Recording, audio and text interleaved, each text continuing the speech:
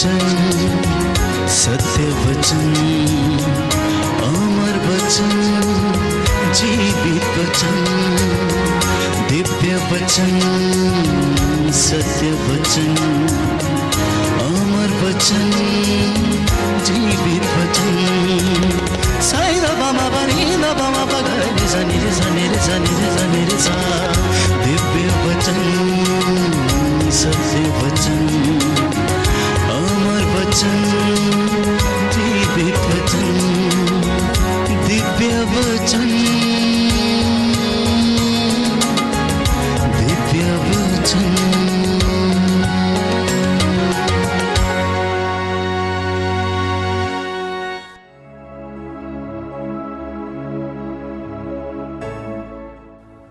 सबको जय यीशु की।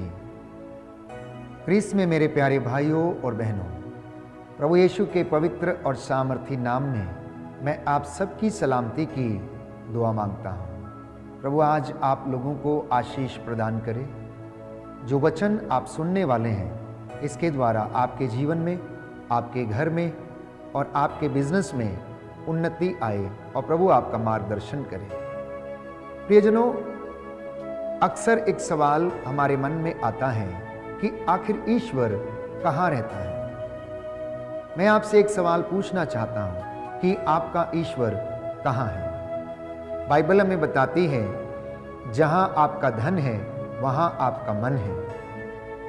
परंतु मैं आपसे कहना चाहता हूँ कि जहाँ आपका ईश्वर है वहाँ आपकी आशीष है।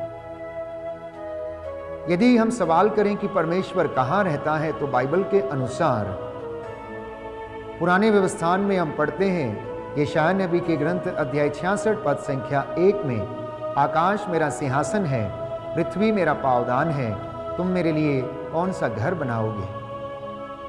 और इसके प्रत्युत्तर में संत पौलुस कुरिन्थियों को लिखते हुए जवाब देता है कि क्या आप लोग नहीं जानते कि आपका शरीर पवित्र आत्मा का मंदिर है? क्या आप लोग ये नहीं जानते कि आपका हृदय ईश्वर का मंदिर है? जी हाँ प्यारे भाइयों और बहनों, प्रभु यीशु ने कहा कि जहाँ पर 2 या 3 मेरे नाम से एकत्र होते हैं, मैं उनके बीच में हाजिर रहता हूँ। तो आपके सवाल का जवाब ये है कि आपकी आशीष वहाँ है जहाँ आपका ईश्वर है। परमेश्वर वहाँ रहता है जहाँ उसके नाम पर 2 या 3 लोग एकत्र होते हैं। मत्ती के सुसमाचार अध्याय 18 पद संख्या 20 में हम पढ़ते हैं, तो प्रभु उस वक्त वहाँ पर मौजूद रहता है। जो लोग प्रभु की इच्छा को पूरा करते हैं, प्रार्थना में संयुक्त होते हैं, अपने घर को एकत्र करके परमेश्वर की हजूरी में आते हैं, वह उनके जीवन में निवास करता है। जो घर एक साथ प्रार्थना करता है, परमेश्वर की उपस्थिति, उसकी हजूरी और उसकी आशीषें उनके जीवन में सदा छाई रहती हैं। जहाँ पर परमेश्वर का निवास है, वहाँ पर प्रेम, दया, शांति और सहनशीलता बनी रहती है। जिस जगह पर शांति नहीं है, जिस जगह पर प्रेम नहीं है, वहाँ पर ईश्वर का निवास नहीं है।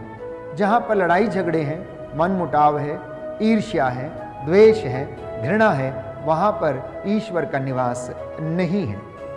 प्रियजनों, यदि आप वास्तव में ईश्वर की आशीष को अनुभव करना चाहते हैं, तो पवित्र आत्मा के वरदानों की आप लोग अभिलाषा करें, क्योंकि ये पवित्र आत्मा ही हमें परमेश्वर की ओर लेकर जाता है। ये पवित्र आत्मा ही हमें ईश्वर को स्वीकार करना, उस पर विश्वास करना, सेवा के काम करना, आनंद को अनुभव करना हमें सिखाता है और प्रेरणा देता है। तो पवित्र बाइबल जो परमेश्वर की प्रतिज्ञाओं का ग्रंथ है, इसमें परमेश्वर का मन लिखा गया है।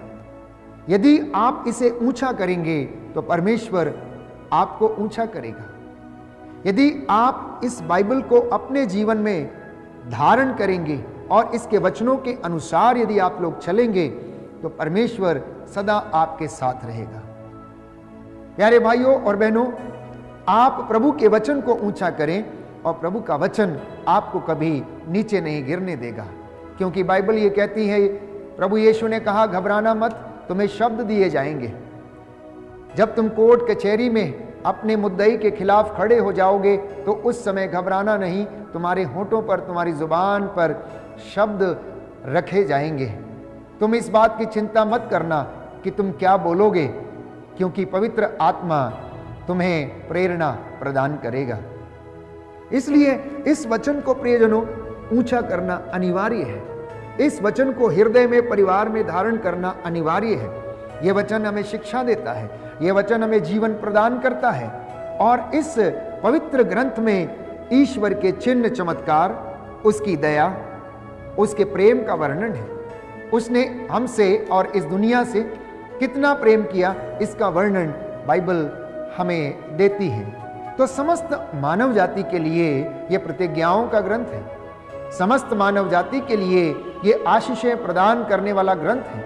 समस्त मानव जाति के लिए और हर विश्वासी के लिए यह अनुग्रह प्राप्त करने का माध्यम है। कई लोगों के हाथ में आपने देखा होगा कि उनकी बाइबल पढ़ते पढ़ते बहुत पुरानी हो जाती है।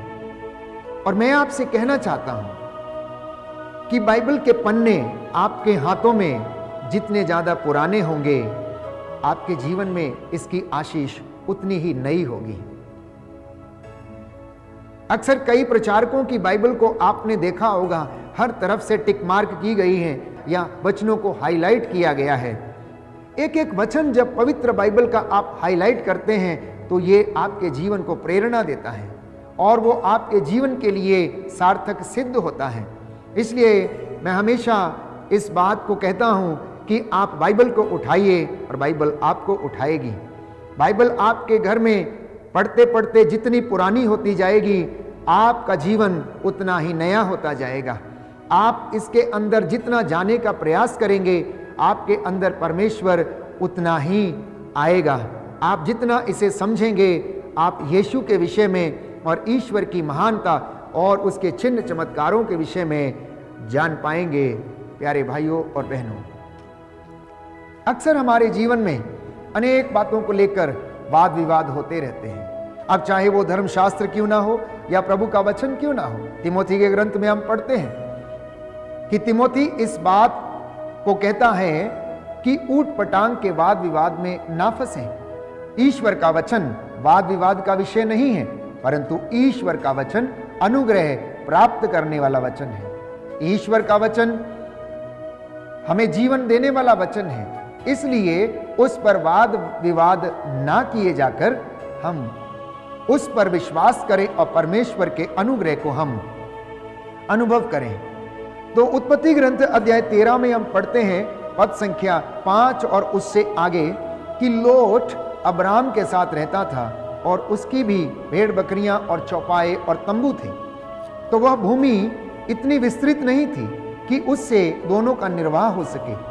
उनकी इतनी अधिक संपत्ति थी कि वे दोनों साथ नहीं रह सकते थे। इस कारण अब्राम और लोट के चरवाहों में झगड़े हुआ करते थे। उस समय कनानी और परिज्जी उस देश में निवास करते थे। इसलिए अब्राम ने लोट से यह कहा कि हम दोनों में, मेरे और तुम्हारे चरवाहों में झगड़ा नहीं होना चाहिए, क्योंकि हम तो भाई हैं। सारा प्रदेश तुम्हारे सामने है, हम एक दूसरे से अलग हो जाएं। यदि तुम बाएं जाओगे तो मैं दाहिने जाऊंगा, और यदि तुम दाहिने जाओगे तो मैं बाएं जाऊंगा। लोट ने आंखें उठाकर देखा कि प्रभु की वाटिका तथा मिस्र देश के सदृश समस्त यर्दन नदी की घाटी सोअर तक अच्छी तरह सींची हुई है। उस समय तक प्रभु ने सोदोम और गोमोरा का विनाश नहीं किया था। इसलिए लोट ने यर्दन नदी की समस्त घाटी चुनी। वह पूर्व की ओर चला गया और इस प्रकार दोनों अलग हो गए। अब्राम कनान की भूमि में रह गया। लोट घाटी के नगरों के बीच बस गया और उसने सोदोम के निकट अपने तंबू खड़े कर दिए। सोदोम के निवासी बहुत दुष्ट और प्रभु की दृष्टि में पापी थे। जब लोट चला गया तो प्रभु ने अब्राम से यह कहा, तुम आंखें ऊपर उठाओ और जहां खड़े हो वहां से उत्तर और दक्षिण, पूर्व और पश्चिम की ओर दृष्टि दौड़ाओ। मैं सारा देश जो तुम्हें दिखाई दे तुम्हें और तुम्हारे वंशजों को प्रदान करूंगा। मैं तुम्हारे वंशजों को पृथ्वी की धूल की तरह असंख्य बना दूंगा। पृथ्वी के धूलि कण भले ही कोई गिन सके, किंतु तुम्हारे वंशजों की कोई गिनती नहीं कर पाएगा। चलो इस देश में चारों ओर घूमने जाओ, क्योंकि मैं इसे तुमको दे दूंगा। अब्राहम अपना तंबू उखाड़कर हेब्रोन में मामरे के बलूत के पास बस गया और उसने वहां प्रभु के लिए एक वेदी बनाई। एक सुंदर प्रसंग उत्पत्ति ग्रंथ में हमें पढ़ने को मिलता है कि लोट ने एक ऐसी जगह को चुना जहां पर हरियाली थी और सब कुछ था। उसने सोदोम और गोमोरा के पास में ही उस भूमि को चुना और अब्राम से अलग होकर वहां पर रहने लगा। लेकिन जिस जगह को उसने चुना था उसके बगल में ही सोदोम और गोमोरा थे, जहां के लोग दुष्ट थे, पापी थे और ईश्वर की इच्छा के अनुसार जीवन नहीं बिताते थे। अब्राम के हिस्से में जो कुछ भी आया, प्यारे भाइयों और बहनों, उस पर प्रभु की आशीष थी। हालांकि वहां पर हरियाली नहीं थी, हालांकि वहां पर बहुत सारी अन्य सुविधाएं नहीं थी, लेकिन परमेश्वर उससे वादे करता है और कहता है कि तुम अपनी दृष्टि दौड़ाओ, मैं ये सारा देश जो तुम्हें दिखाई दे रहा है तुम्हें और तुम्हारे वंशजों को प्रदान करूंगा, किंतु तुम्हारे वंशजों की कोई गिनती नहीं कर पाएगा, वो इतना महान होगा। तो इसलिए मैंने अपने वक्तव्य के विषय में आपसे कहा कि आपका ईश्वर कहां है, आपकी आशीष कहां है, आपके वरदान कहां पर है। जहां पर ईश्वर का आशीर्वाद है, जहां पर ईश्वर निवास करता है, वहां पर आपका आशीर्वाद है, वहां पर आपकी उन्नति है, वहां पर आपकी सफलता है। भले ही वो जगह सूखी हो, भले ही वहां पर हरियाली ना हो, लेकिन अगर उसे परमेश्वर ब्लेस करता है तो प्रियजनों वह उन्नति प्राप्त करती है, वह सफलता प्राप्त करती है। इसलिए आज के इस वक्तव्य में, आज के इस प्रवचन में प्रभु हमसे यही कहना चाहता है कि मैं तुम्हें आशीष प्रदान करूंगा, मैं तुम्हें आशीर्वाद प्रदान करूंगा। तो प्रभु के आशीर्वाद से ही कोई धनी बनता है। बाइबल हमें बताती है, सूक्ति ग्रंथ अध्याय 10 पद संख्या 22, book of proverbs chapter 10 verse 22, कि परमेश्वर के आशीर्वाद से ही कोई व्यक्ति या परिवार धनी बन सकता है।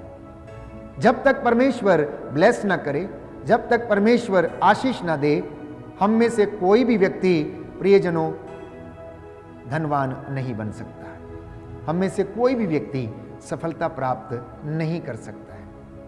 इसलिए इंसान अपनी सफलता के लिए अनेक प्रयास करता है, धन कमाता है, घर बनाता है, लेकिन कई बार उसमें रह नहीं पाता है। अगर रहता भी है तो बीमार अवस्था में पड़ा रहता है। क्यों? क्योंकि उस घर में ईश्वर का आशीर्वाद नहीं है। वो इंसान की अपनी बुद्धि तर्क से बनाया गया धन है, एकत्र किया गया धन है, परंतु जरूरी नहीं है कि उस पर ईश्वर का आशीर्वाद है। तो ईश्वर का आशीर्वाद उसी जगह पर रहता है जहां पर दया, प्रेम, शांति, पवित्रता, एक दूसरे का आदर, एक दूसरे का सम्मान और परमेश्वर की बातों की चर्चा होती है। वहां पर उसका आशीर्वाद बना रहता है। जहां पर वफादारी है, जहां पर ईमानदारी है, जहां पर सेवा है, जहां पर क्षमा है, परमेश्वर का निवास उस जगह पर रहता है। और जिन जगह पर ये सारे गुण विद्यमान हैं, उस जगह पर परमेश्वर की आशीष भी बरकरार रहती है। इसलिए प्यारे भाइयों और बहनों, स्तोत्रकार अध्याय 37 पद संख्या 25 में यह कहता है कि मैं जवान था और अब बूढ़ा हो चला हूं, किंतु मैंने ना तो धर्मी को निसहाय पाया और ना उसकी संतान को भीख मांगते हुए देखा। तो परमेश्वर का आशीर्वाद उसके भक्तों के लिए सदा बना रहता है। और स्तोत्रकार ये कह रहा है कि मैं जवान था लेकिन अब बूढ़ा हो चला हूं, किंतु मैंने धर्मी की संतति को कभी निसहाय नहीं पाया। मैंने धर्मी व्यक्ति के संतान को कभी भीख मांगते हुए नहीं देखा, क्योंकि परमेश्वर उसका बल है, परमेश्वर उसके प्राणों की रक्षा करता है, परमेश्वर उसकी हड्डियों की रक्षा करता है और उसे उन्नति प्रदान करता है। तो ईश्वर का आशीर्वाद प्राप्त करने के लिए हमें क्या करना चाहिए? बाइबल इसके विषय में हमसे बताती है कि तुम प्रभु पर अपना भार छोड़ दो और वह तुम्हें संभालेगा। स्तोत्र संख्या 55 में हम पढ़ते हैं, स्तोत्रकार कहता है कि तुम अपना भार प्रभु पर छोड़ो और प्रभु तुम्हें संभालेगा। स्तोत्र संख्या 37 पद संख्या 5 में हम पढ़ते हैं कि अपना जीवन प्रभु को अर्पित करो और उस पर भरोसा रखो और वह तुम्हारी रक्षा करेगा। तुम प्रभु को अपना जीवन समर्पित करो। जीवन के साथ साथ अपने बच्चों को समर्पित करो, अपने घर को समर्पित करो, अपने बिजनेस को समर्पित करिए। जिस पलंग पर आप सोते हैं उस पलंग को भी आप समर्पित करना, ताकि परमेश्वर आप लोगों को संभाले, अच्छी नींद और हर चीज आपको प्रदान करे। ये बाइबल के वचन हैं। तो जब इन वचनों को हम ऊंचा रखते हैं तो ये वचन भी हमें ऊंचा रखते हैं, ये हमें आशीष दिलाते हैं। इसलिए प्यारे भाइयों और बहनों, आज जब हम इन वचनों पर मनन चिंतन कर रहे हैं, इन वचनों को जब हम सुन रहे हैं, तो हम प्रभु से कृपा मांगे कि वह हमें प्रायश्चित का वरदान दे, वह हमें प्रार्थना का वरदान दे और हम अपनी पुरानी परिस्थिति को छोड़कर वचन के अनुसार जीने का प्रयास करें और परमेश्वर की बातों को हम समझें। परमेश्वर को अपने घर में, अपने दिल में और अपने जीवन में उसे स्थान दें और वो आपके बीच में आकर रहेगा। शोक गीत अध्याय 2 पद संख्या 18 और 19 बाइबल में कहती हैं, यदि तुम ईश्वर की आशीष पाना चाहते हो तो तुम सारे हृदय से सियोन अपने रक्षक की दुहाई दो। भोर को उठकर, हाथों को उठाकर, आंसू बहा बहा कर आप लोग प्रार्थना करो, प्रायश्चित करो। अपने बच्चों की प्राण रक्षा के लिए जो गली की नुक्कड़ में मूर्छित पड़े हुए हैं उनके लिए प्रार्थना करो, जिससे कि परमेश्वर आप लोगों को आशीष प्रदान करे। इसलिए बाइबल हमें यह बताती है कि आपका मन वहां रहता है जहां आपका धन है। ये हमारी साधारण परिस्थिति है।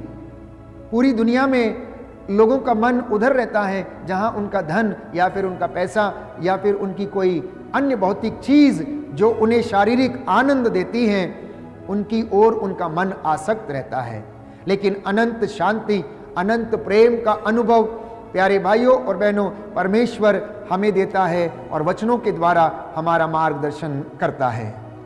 तो प्रियजनों, प्रभु का वचन जो हमारा मार्गदर्शन करता है, जो हमारे जीवन को आलोकित करता है, जो हमारा पथ आलोकित करता है, ये हमें आशीषें भी दिलाता है।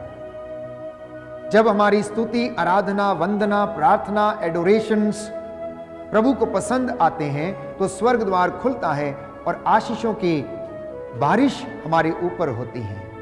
हमारी प्रार्थनाएं ऊपर जाती हैं और आशीष लेकर हमारे जीवन में वो लौट कर आती हैं। शोक गीत अध्याय 3 पद संख्या 50 में हम लोग पढ़ते हैं कि मेरी आंखें अविराम बहती रहती हैं, मेरी आंखें अविराम बहती रहती हैं और वे तब तक नहीं रुकती जब तक कि परमेश्वर अपनी आशीष हमें प्रदान न कर दे। प्रवक्ता ग्रंथ अध्याय 35 पद संख्या 21, वह तब तक आग्रह करता रहता है जब तक कि सर्वोच्च ईश्वर उस पर दया न करे। देखिए कितनी सुंदर बात प्रवक्ता लिखता है कि वह तब तक आग्रह करता रहता है जब तक कि ईश्वर उसके ऊपर दया न करे। तो विषम परिस्थितियों में, कष्ट के दिनों में, रोग बीमारी के दिनों में, आर्थिक तंगियों के समय हमारी आंखें प्रभु की ओर देखती रहें, हम थके नहीं, हमारी आंखें अविराम बहती रहें और जब तक परमेश्वर हम पर दया न कर दे तब तक हम लोग उसकी ओर निहारते रहें। ठीक वैसे जैसे दासी की आंखें मालकिन की हाथों पर टिकी रहती हैं, वैसे ही कहना, हे प्रभु मेरे आंखें भी तेरे हाथों की ओर टिके रहते हैं, मेरी आंखें तेरे हाथों की ओर टिकी रहती हैं। इसलिए प्रियजनों, आध्यात्मिक जीवन की शुरुआत करें। आध्यात्मिक जीवन की शुरुआत करने से आपके जीवन में आध्यात्मिक उन्नति होना शुरू होगा और जब आध्यात्मिक उन्नति होगी तो हमारे मन में, जीवन में, परिवार में शांति आएगी। प्रभु के समय का हर व्यक्ति इंतजार करे।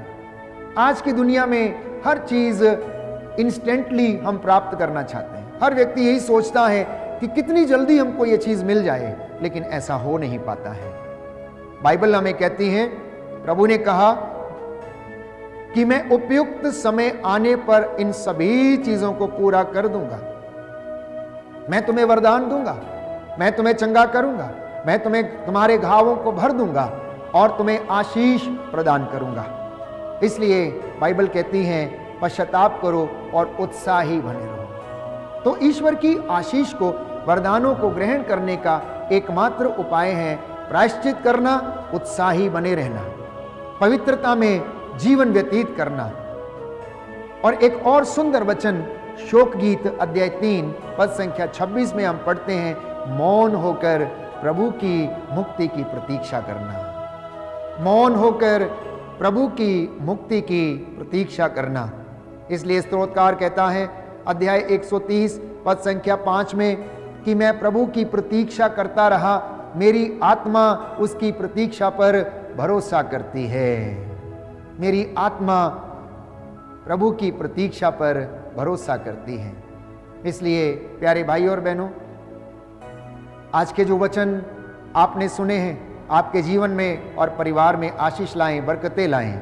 आपकी आशीष वहाँ है जहाँ पर आपका परमेश्वर है, और परमेश्वर वहाँ रहता है जहाँ पर प्रेम है, ईमानदारी है, सेवा है, प्रार्थना है, दया है, क्षमा है, सहनशीलता है। आइए हम इन बातों को अपने जीवन में लागू करें, परमेश्वर की उपस्थिति का अनुभव करें। प्रभु हमें आशीष दे। आज के वचन 100 गुना, 60 गुना और 70 गुना फल हमारे जीवन में लाएं। आमीन।